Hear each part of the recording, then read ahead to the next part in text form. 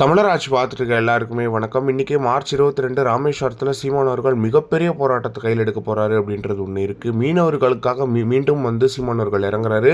இதை மீனவர் பாசறை கையெடுக்கிறாங்க அப்படின்றது ரொம்ப மகிழ்ச்சியான விஷயமா இருக்குது.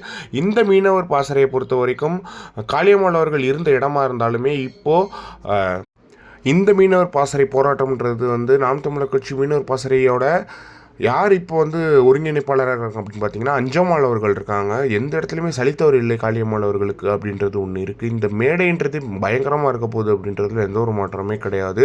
இந்த வாட்டி அஞ்சம்மாள் ஏற்கனவே அஞ்சம்மாள் ஒரு கூட்டம் நடத்தியிருக்காங்க. அந்த கூட்டம் மிகப்பெரிய சக்ஸஸ் ஆச்சு அப்படின்னே நம்ம சொல்லலாம். மறுபடியும் இப்போ ஒரு கூட்டத்தை நடத்தி காட்ட போகிறாங்க அப்படின்றது ரொம்ப மகிழ்ச்சியான விஷயமா இருக்குது அப்படின்றது ஒன்று இருக்குது. கிட்டத்தட்ட சீமான் அவர்களுக்கு எப்படி அந்த பேரணிக்கு கூடின கூட்டம் இருந்துச்சோ அதே அளவுக்கு கூட்டம் கூடும் அப்படின்றதுல எந்த ஒரு மாற்றமே கிடையாது. ஏன்னா கிட்டத்தட்ட ஒரு 12 லீடர்ஸ் சீமானவர்கள் கூட அங்கே இருந்தாங்க. ஏர்போர்ட் மூர்த்தி, தடா ரஹீம், கரிகாலன் அப்படின்னு சொல்லிட்டு நிறையா தமிழ் தேசிய கூட்டமைப்புகள் அப்படின்னு சொல்லிட்டு சீமானவர்கள் கூட நிறைய பேர் நின்று இருந்தாங்க அந்த கூட்டத்தில். அதே மாதிரி இன்றைக்கி அந்த கூட்டம் இருக்கும் அப்படின்றதுல எந்த ஒரு மாற்றமே கிடையாது. மீனவர்களுக்காக யார் குரல் கொடுக்கறது எங்கள் அண்ணனை தவிர அப்படின்றதுல எந்த ஒரு மாற்றமே கிடையாது.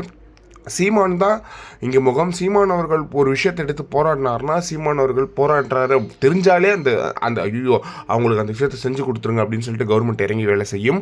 அந்த மாதிரி தான் இந்த வாட்டியும் நடக்கும் அப்படின்றதுல ஒன்று இருக்குது. இந்த போராட்டம்ன்றதை அறிவித்ததுலேருந்தே இந்த போராட்டம் ஆரம்பிச்சிருச்சு அப்படின்றதுலையும் எந்த ஒரு மாற்றமே கிடையாது.